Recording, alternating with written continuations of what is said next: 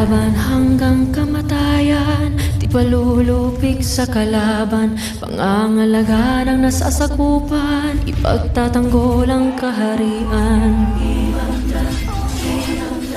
Magiting akong isinilang at sa bayan ko nakalaan ang tahanan ng mga diwata sa kapayapaan na katadhana.